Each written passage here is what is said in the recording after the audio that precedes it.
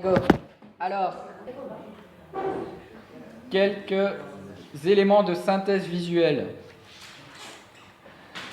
C'est une manière de faire des petites révisions déjà très rapidement. Vous vous souvenez notamment que nous avons parlé de constructivisme et de perspectivisme. L'idée que nous avons toujours une perspective sur la réalité, un point de vue, et que le sujet humain a un rôle actif dans la construction de ses connaissances. Regarder une image, ce n'est pas neutre. Mettre un cadre, faire un plan avec une caméra, cadrer une image, ce n'est pas neutre. C'est un des postulats de l'éducation aux médias, c'est de se dire que les médias ont un impact sur nos représentations de la réalité. Est-ce que vous voyez ce que vous voyez ou voyez-vous ce que vous voulez voir, est-il écrit? Damier d'Adelson, quelle est la case la plus claire entre A et B? Elles sont strictement de la même couleur. C'est juste un détourage Photoshop. C'est juste un détourage Photoshop, je vous promets. J'y croyais pas au début, donc c'est moi qui ai fait ce détourage. Ouais, elles sont strictement de la même couleur. Vous avez peut-être entendu cette illusion auditive. Laurel, laurel, laurel, laurel. Cette révision du perspectivisme, de nouveau, où il y a plusieurs perspectives possibles sur une réalité. Avec un perspectivisme qui pourrait être relativiste, si on dit, en fait, à chacun sa perspective. Ce n'est pas que je suis fou, c'est que j'ai une réalité qui est différente de la tienne. Moi, je vous propose un perspectivisme réaliste, qui consiste à dire que certaines perspectives peuvent nous dire des choses plus vraies que d'autres sur la réalité, et un perspectivisme pluraliste, où il s'agit de dire qu'en variant les perspectives, eh bien, nous pouvons enrichir notre perception de la réalité. En prenant en compte plusieurs perspectives, nous pouvons avoir une meilleure connaissance du réel.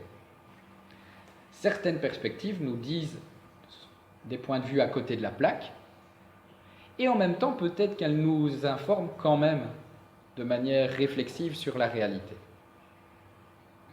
C'est l'objet d'un de mes articles de début de cette année qui s'appelle « Tout est vrai dans une certaine mesure ». Dimension de la connaissance, alors, de nouveau, c'est finalement, on a parlé d'épistémologie et je vous ai dit, la connaissance humaine, ça implique un certain nombre de choses. Ça implique, si on dit que la connaissance a du sens, notre connaissance humaine, ça implique une forme de réalisme, une réalité extérieure, une objectivité au sens où il y a des objets du monde que nous pouvons connaître. Alors les objets ne sont pas nécessairement matériels, ça peut être des pensées, ça peut être les rêves, c'est un objet du monde. Il y a des trucs, des réalités dont on peut dire quelque chose.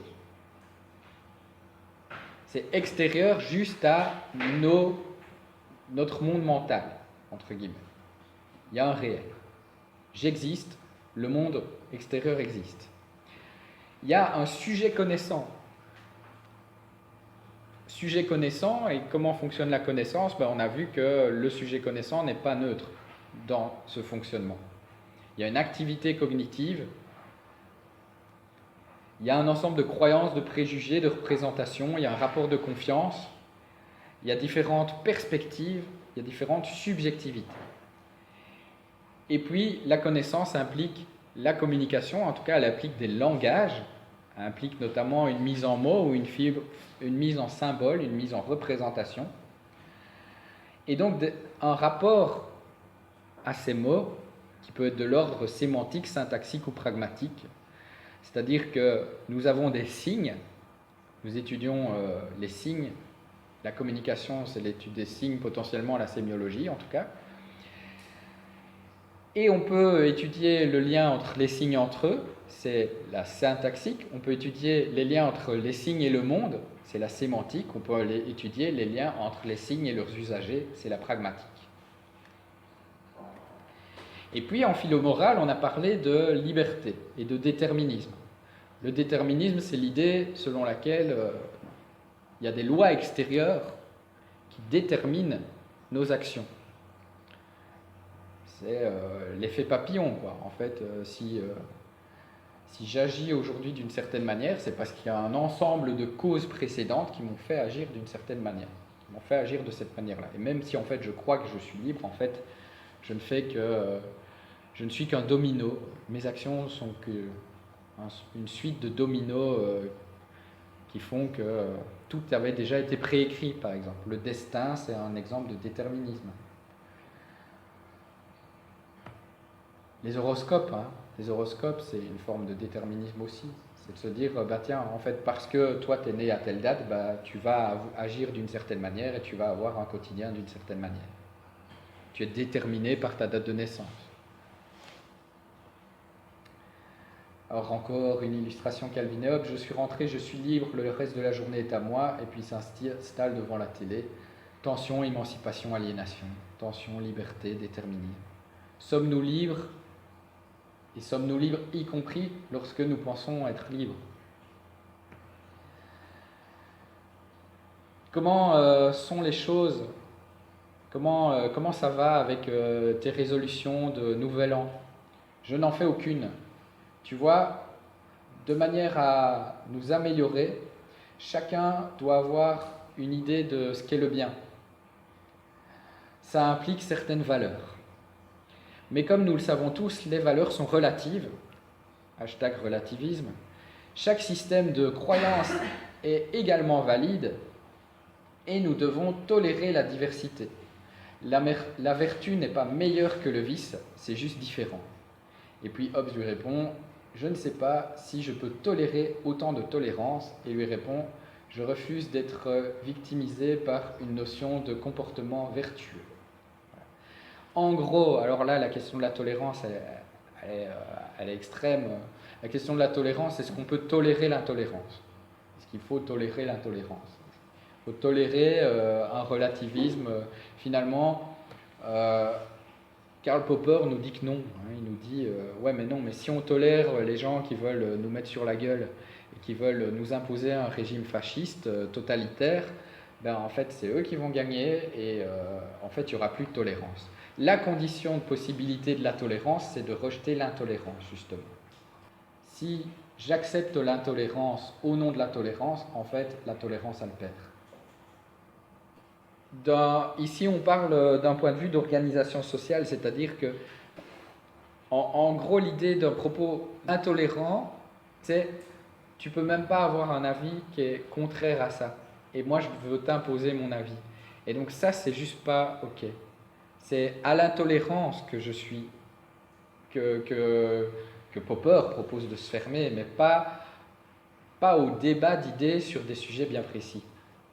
Alors, encore une illustration où, en fait, de nouveau sur la question du savoir, où, en fait, Calvin se casse la gueule, en gros, en faisant de la luge. En fait, il veut surtout pas tirer de leçons de ça, avec cette question justement du rapport au savoir, l'opposition savoir-bonheur, où en fait, de nouveau, il défend la thèse selon laquelle quand on n'a pas de connaissances, on est plus heureux. Or, justement, il ne serait peut-être pas cassé la gueule, ou il se cassera peut-être pas la gueule la prochaine fois s'il en retient la leçon. Donc c'est vraiment cette tension du savoir qui peut servir à quelque chose, avec ici... A contrario, il fait part à son enseignante qu'il a étudié par cœur quelque chose qu'il va aussitôt s'empresser d'oublier après, parce que ça ne lui sert à rien. Voilà. Les liens entre connaissance et morale. Il y a des études de cas, de nouveau, cet article justement de Justine de l'an dernier, sur les stéréotypes de genre dans une publicité, ici sur base d'une vidéo, si jamais cela vous intéresse. Nous entamons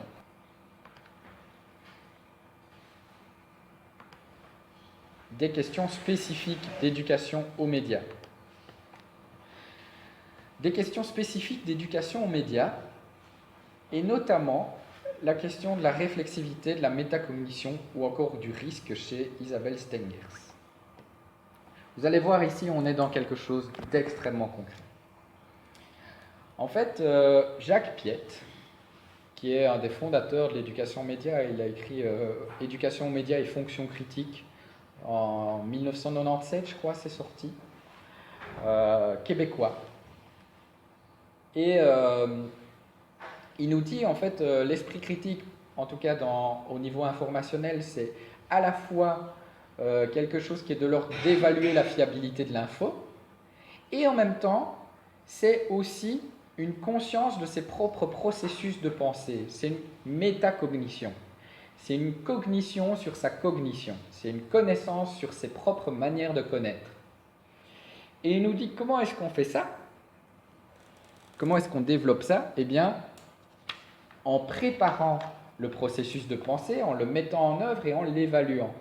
Alors, par exemple, faire de la métacognition avec des élèves, c'est vous leur faites faire une recherche Google et en même temps, ou sur un autre moteur de recherche, et en même temps, vous leur demandez de verbaliser ce qu'ils sont en train de faire.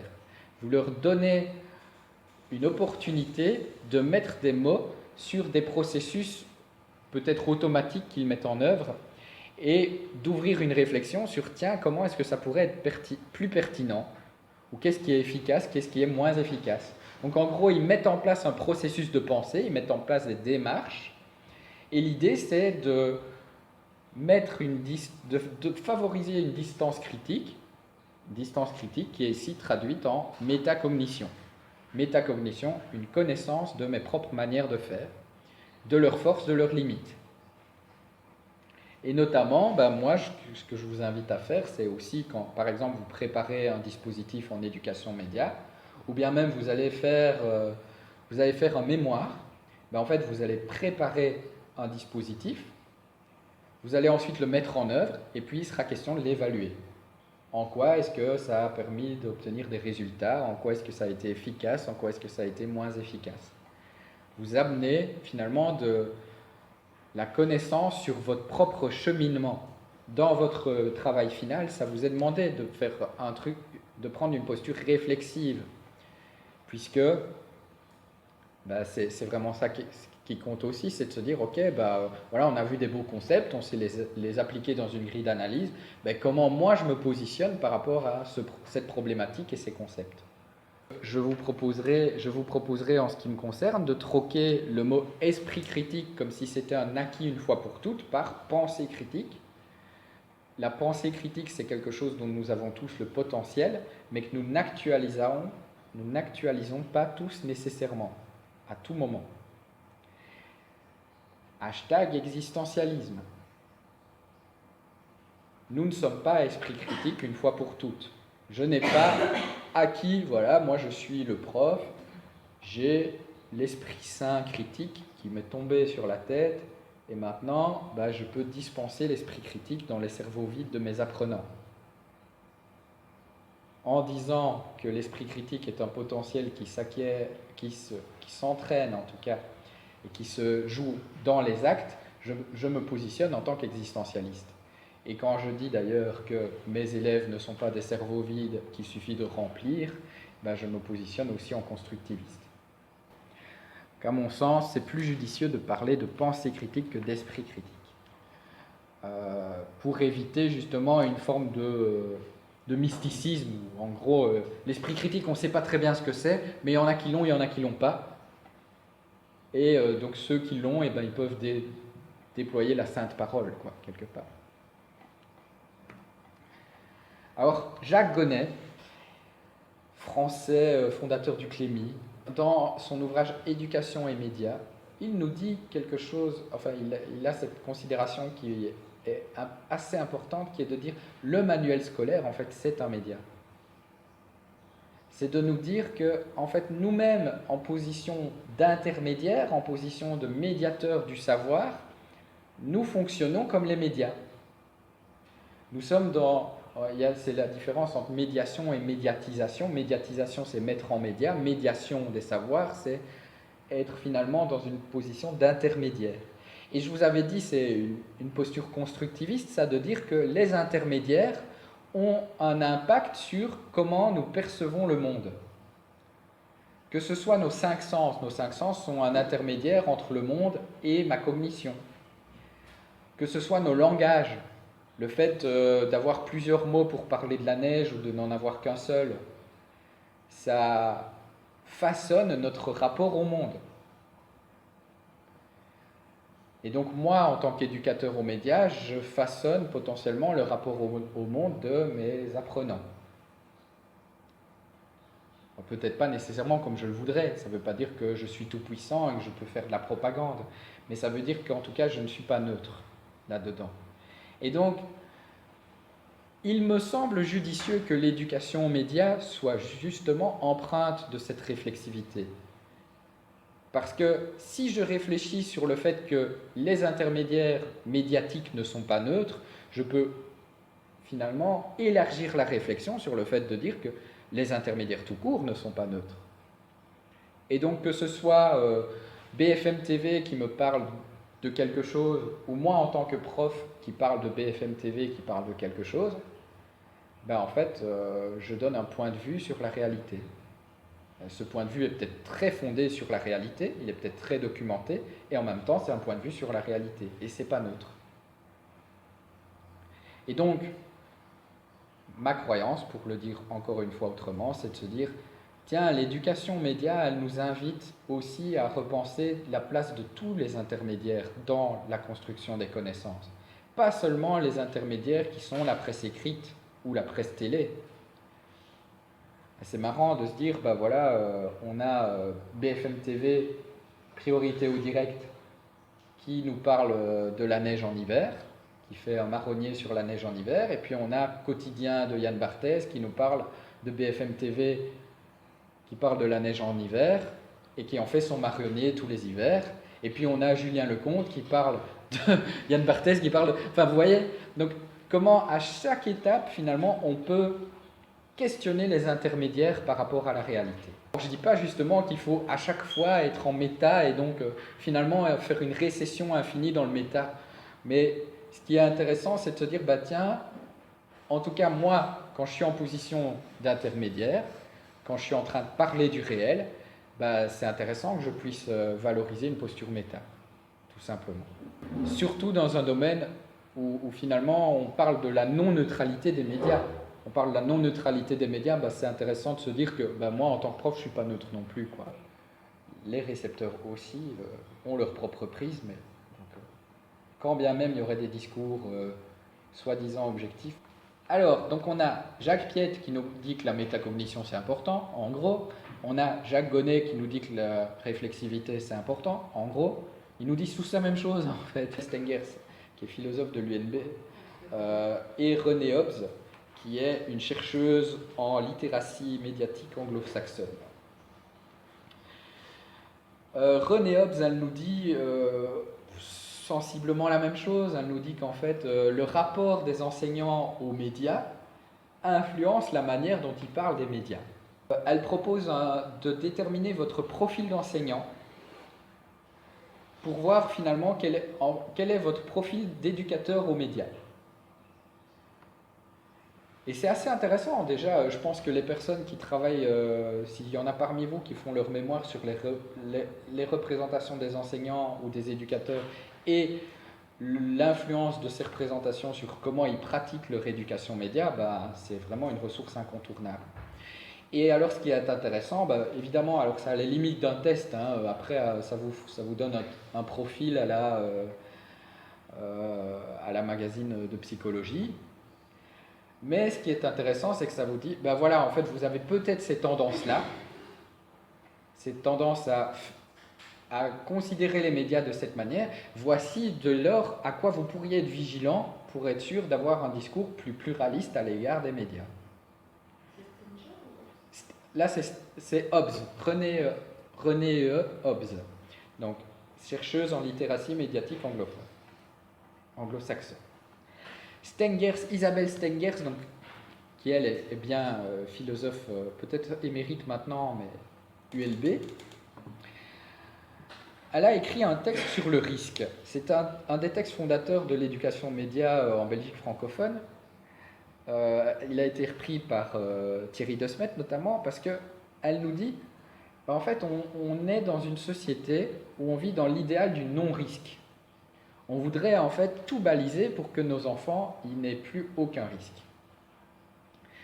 Or, avant, alors elle prend des exemples, Stenger, ça le dit, avant on était dans des sociétés où on ritualisait finalement une certaine prise de risque. Le passage à l'âge adulte, c'était genre, vous deviez marcher pieds nus sur des braises, il y avait un rituel qui formalisait ça, et puis on disait vous étiez adulte. Ben, c'est quand même, marcher sur des braises, c'est quand même un gros risque, ça peut quand même faire mal.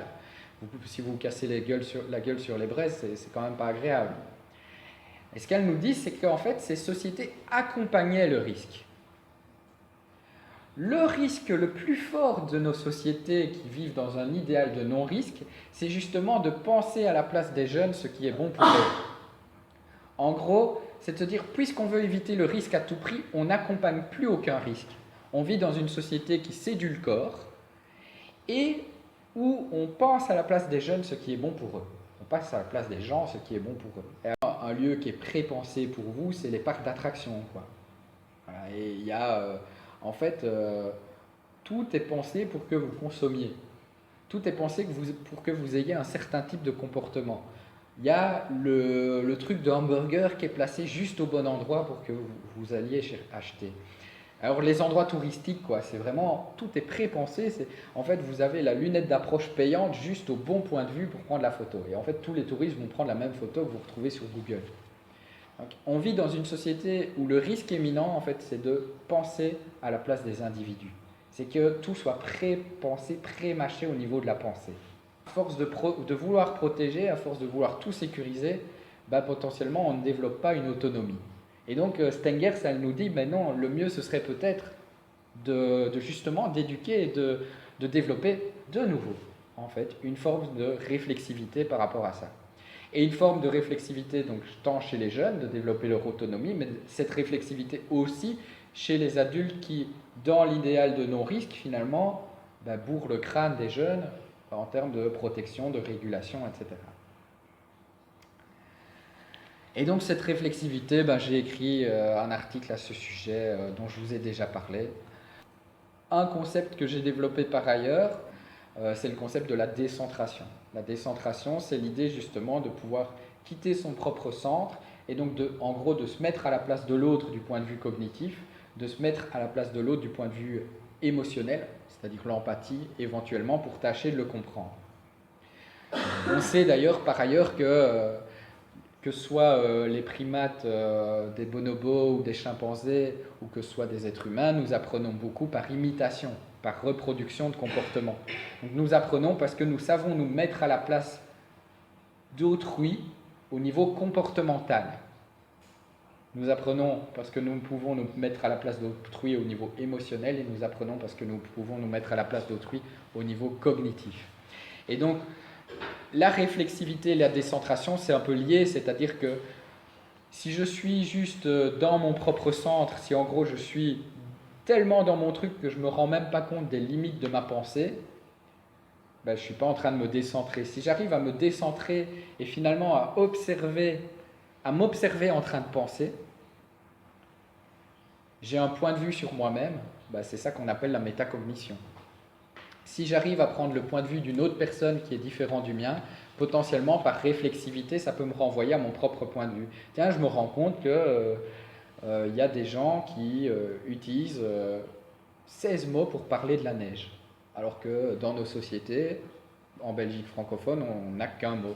Bon, allez, limite, on dit la poudreuse. Le vocabulaire est relativement limité pour parler de la neige. Or, dans des sociétés qui parlent... qui vivent dans un environnement très neigeux, ils ont plus de mots pour en parler. Ça me renvoie par réflexivité à mon propre rapport à la neige finalement. Vous voyez ? Des prolongements possibles, on peut comparer différentes visions de l'éducation média et à l'information. Je pense qu'on peut aussi s'interroger sur nos propres préférences en termes de médias, notre propre consommation médiatique, peut nous renseigner sur, dès lors, comment est-ce que nous abordons l'éducation média avec les jeunes ? Quel biais éventuellement ça peut amener ? Voilà, si moi, au fond de moi, alors est-ce que si au fond de moi je pense qu'en fait l'ADH et la Meuse c'est quand même vraiment pourri, quand je fais de l'éducation média et que je me dis ah ouais je dois être neutre donc je dois surtout pas dire ça, est-ce que ça se traduit pas quand même d'une autre manière dans ma pratique? Peut-être ou peut-être pas, mais en tout cas c'est intéressant de se poser la question. Voilà des questions spécifiques d'éducation aux médias où vous l'aurez compris, l'intérêt, l'accent que j'ai mis se situe sur la réflexivité. Dès lors, eh bien, il s'agit de conclure. Il s'agit de conclure, c'est toujours un moment où j'aime bien de boucler la boucle personnellement. Vous allez en fait voir que ma conclusion et mon introduction se ressemblent. Dans l'introduction, j'ai ouvert beaucoup de questions, j'ai fait des liens entre la philo et l'éducation aux médias, et puis j'ai donné des pistes de réponse. Et bien maintenant, en fait, on va faire moins une synthèse des réponses qu'une réouverture des questions différentes. Je vous ai dit, je pense en tout cas que la philosophie et l'éducation aux médias peuvent être complètement liées, et que ça a du sens de faire de la philo quand on fait de l'éducation aux médias. Je pense déjà parce qu'il y a des thématiques de l'éducation aux médias qui sont philosophiques. Il y a en gros une intersection des thématiques philosophiques et des thématiques d'éducation aux médias. Je pense aussi qu'on peut analyser les médias et analyser l'éducation aux médias sur base de concepts philosophiques, de grilles de lecture philosophiques. Et puis je pense aussi que la philo c'est une démarche. C'est une démarche de réflexivité, de décentration. C'est un parcours que je vous ai proposé, que nous avons vécu ensemble. Et cette démarche-là, pour moi, elle est fertile en éducation aux médias. Alors, déjà, dans les compétences en littératie médiatique telles que thématisées par Thierry De Smet et Pierre Fastré, on a 3 grands domaines de compétences. Et ces 3 domaines de compétences rejoignent des grands domaines de la philo. On a notamment la question de la connaissance, de la fiabilité, de l'information, les compétences informationnelles, et notamment l'évaluation de l'information. Qu'est-ce qui est vrai? Qu'est-ce qui est fiable? Comment on peut décoder cette info? Comment ça marche d'ailleurs la connaissance? Comment ça marche si on prend des compétences à la fois en navigation informationnelle, par exemple, comment fonctionnent les gens, quels sont les usages des gens lorsqu'ils recherchent une information? Finalement, c'est très lié à de l'épistémologie. Comment ça marche la connaissance? À quoi pouvons-nous nous fier? Qu'est-ce qui est vrai? Il y a l'aspect social et relationnel, la question de vivre ensemble, la question de la diversité culturelle, la question de la démocratie. Tout ça, ce sont des thèmes de l'éducation aux médias. Quel est le rapport entre les médias et l'émancipation? Eh bien, nous nous situons ici à un niveau moral, à un niveau éthique. Il y a donc des thèmes philosophiques dans l'éducation aux médias, des thèmes qui ont déjà été abordés depuis des siècles avant qu'on parle d'éducation aux médias. Bon, ça ne veut pas dire que c'était mieux, hein. Il se repose justement d'une nouvelle manière grâce à l'éducation aux médias. Il se pose avec une actualité beaucoup plus différente. Et en même temps, ce sont des thèmes qui existent et que l'on peut éclairer grâce à des penseurs, des penseuses philosophiques. Et puis il y a l'aspect technique, technologique dans les compétences en éducation média. Et là, notamment, ça rejoint l'esthétique, ça rejoint également des dimensions éthiques, c'est-à-dire que apprendre à quelqu'un à coder, apprendre à quelqu'un à tenir une caméra, c'est développer son pouvoir d'agir et c'est éventuellement aussi permettre de contribuer au beau, à la beauté. C'est j'apprends à faire du Photoshop, j'apprends à peindre, eh bien je fais de l'art. Alors il y a aussi de nombreuses notions qui sont transversales à la philosophie et à l'éducation média, la question de la pensée critique dont nous venons de parler, de la réflexivité, de la décentration. La question de la citoyenneté que vous avez abordée plus volontiers dans la partie de Patrick Vernier, de la démocratie, donc la philosophie politique interroge, la démocratie interroge les régimes d'organisation sociale. Les préjugés, la vérité, l'autonomie, tout ça, voilà, on dit en éducation média, c'est comme un credo qu'il faut développer l'autonomie. C'est un rôle et c'est une responsabilité de décider. Tout le monde n'est pas à même de le faire. Alors est-ce que c'est pas parfois plus confortable d'avoir un chef ou une chef qui décide et qui décide bien que d'avoir une sphère de décision qui est diffuse et tout le monde est très autonome, hein, mais en fait on prend juste des décisions de merde. Question ouverte. Ce qui m'intéresse dans cette réflexion, c'est de se dire, bah tiens, l'autonomie, est-ce qu'on n'est pas dans un dogme de l'autonomie? Est-ce qu'il faut vraiment libérer les individus? Moi, je crois que oui, mais les libérer peut-être d'une certaine manière, leur donner de la liberté d'une certaine manière, développer leur pouvoir d'agir par rapport à des trucs aliénants, potentiellement. Ouais. En fonction de la manière dont nous voyons l'éducation aux médias, bah, ça se situe d'une manière plus ou moins large et plus ou moins englobante par rapport à des thématiques philosophiques. Je suis assez critique envers des courants qui se limitent à de l'éducation à la presse et qui prétendent être une éducation philosophique complète quasiment, qui oublie d'avoir une réflexivité sur les intermédiaires par rapport à la connaissance, quoi. Alors je pense, enfin, je vous ai communiqué que nous pouvons utiliser la philo non seulement pour des débats plus ou moins abstraits, mais aussi comme une grille d'analyse concrète et notamment pour faire émerger, pour mettre en évidence des présupposés philosophiques derrière des dispositifs médiatiques concrets ou des dispositifs pédagogiques concrets. Tous les dispositifs entretiennent un rapport avec une prétention à la vérité. Tous les dispositifs entretiennent un rapport avec une prétention à ce qui est vrai, ce qui est bien, ce qui est beau, etc. Un peu moins peut-être ce qui est beau. Mais en tout cas avec une vision du bien. Et donc c'est intéressant à mon sens de se rendre compte de quels sont les présupposés philosophiques derrière les dispositifs, puisque tous ces présupposés ont un impact sur notre manière de faire. Ma manière de voir la vérité, ma manière de voir ce qui est bien, a un impact sur ma manière de faire du journalisme ou de faire de l'éducation. Et c'est pour ça que c'est important d'en prendre conscience. C'est parce que au plus j'en suis conscient, au plus je suis conscient de mes forces et de mes limites, et potentiellement, je peux m'adapter et développer un discours qui est peut-être plus riche, plus nuancé à l'égard des médias, à l'égard de l'éducation. Alors enfin, je vous ai proposé une démarche philosophique. Je vous ai dit en fait au premier cours, la philosophie peut être vue comme une discipline qui a des thèmes spécifiques, le vrai, le beau, le bien, l'être. Et ça peut être aussi vu comme quelque chose qui n'a pas d'objet, ça peut être vu juste comme une démarche de questionnement. Et notamment une démarche de questionnement qui interroge la question du sens. La question du sens, tant la signification des choses, c'est qu'est-ce que ça veut dire?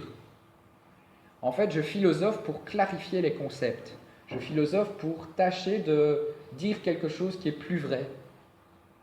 Et donc mais qu'est-ce que ça veut dire en fait la pensée critique?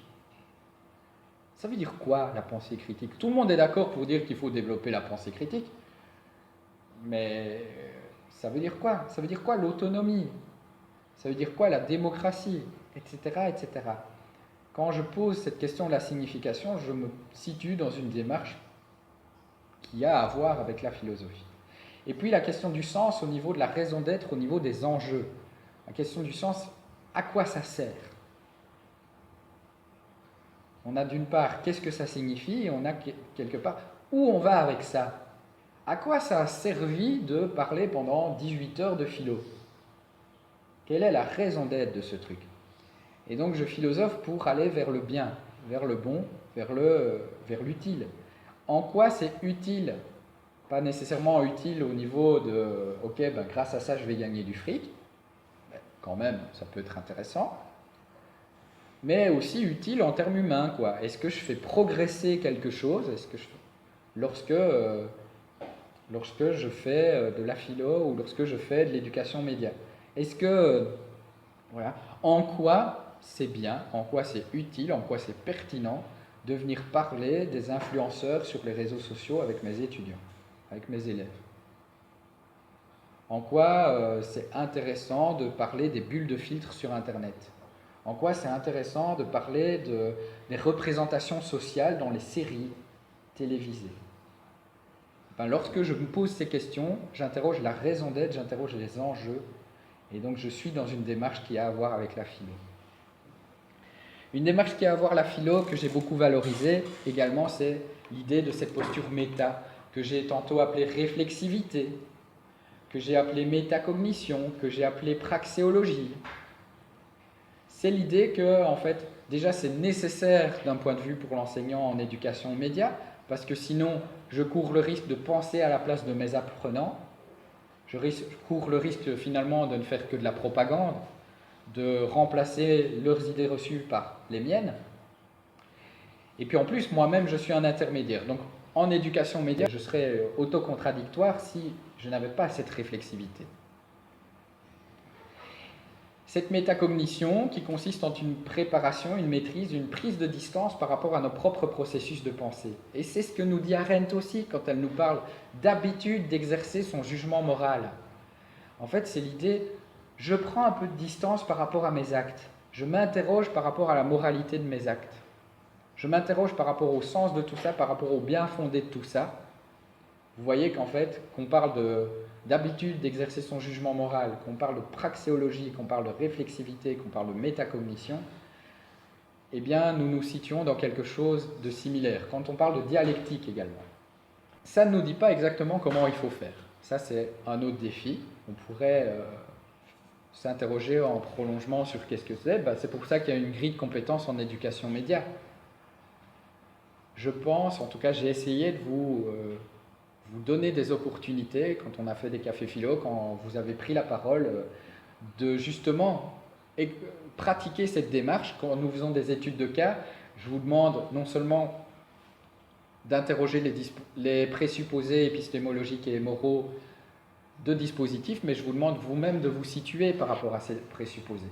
Et donc j'espère qu'en fait je vous donne des opportunités d'exercer cette posture, de vous entraîner à cette posture et que en fait vous allez apprendre. Maintenant, il y a peut-être d'autres manières de faire, il y a peut-être de meilleures manières de faire.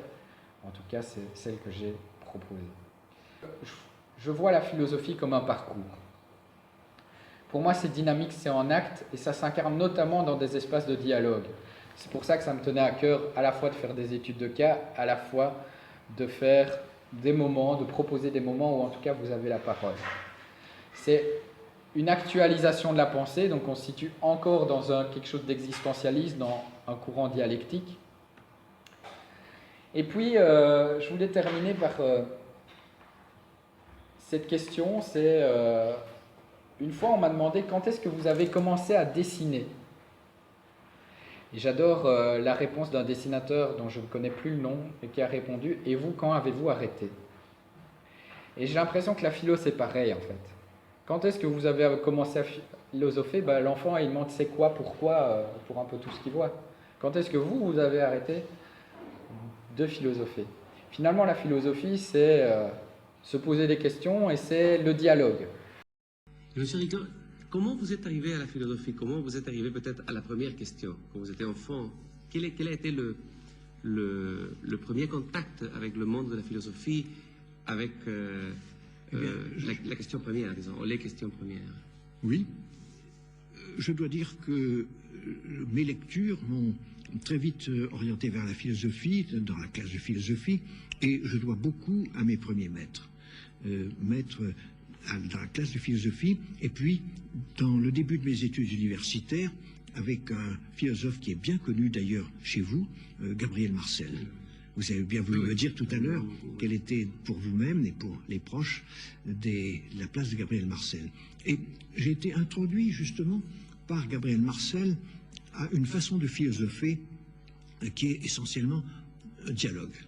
Et nous avions une règle d'ailleurs dans le cercle autour de Gabriel Marcel, de toujours partir d'exemples et non pas de théories déjà faites, et donc ne pas nous embarquer dans la réfutation, mais dans l'analyse directe.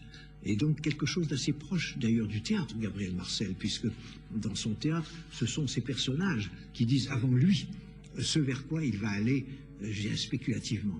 En quelque sorte, ces pensées sont essayées par les hommes de théâtre, par les personnages du théâtre. Et moi, je dois beaucoup à cela. Où, en quelque sorte, je trouve dans ceux avec qui je dialogue, ceux avec qui je suis confronté, comme un rapport dramatique, au sens, n'est-ce pas, du drame. Et la philosophie, je pense que la philosophie grecque a commencé avec des dialogues, non? Justement avec... Avec le dialogue. Ouais. Très souvent, on réduit le platonisme à des thèses, on dit le platonisme. Mais Platon, c'est les dialogues de Platon. J'avais envie de terminer par cette vidéo sur l'importance, finalement, du dialogue dans la pratique philosophique. Et je pense justement que... En fait, penser, c'est aussi dialoguer avec soi-même. Quand on a cette idée de la métacognition, de la décentration, etc., c'est un dialogue que je peux entretenir avec moi-même. Et donc, j'avais envie de vous dire simplement que la fin du cours, c'est pas nécessairement la fin d'un parcours. En fait, j'ai réouvert les questions que j'avais ouvertes au premier cours. Et c'est un peu ça, la philo. C'est cette idée de boucle, en fait, où finalement, le cheminement est jamais tellement fini. Mais j'espère que la fin de ce cours n'est pas la fin de votre parcours réflexif, votre parcours philosophique. Et je vous remercie beaucoup d'avoir partagé ça avec moi.